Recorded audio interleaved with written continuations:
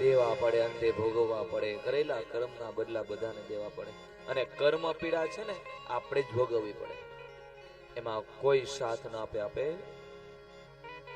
પુણ્યમાં બધાય ભાગીદારી થાય, પણ પાપમાં કોઈ ભાગીદારી થાય છે? કોઈ ન થાય.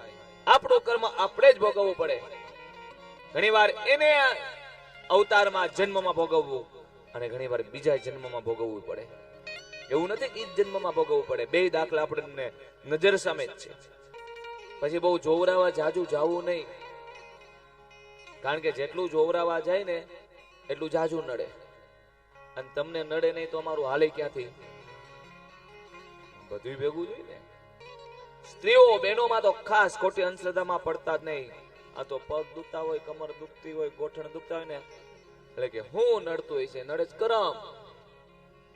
અમને કે કમર ગોઠણ હાજા કરજો બાપા, પગ દુખે હાજા કરજો. અમારી ઘેરે દુખે, જ્ઞાનો કરી દે હાજા બાપા.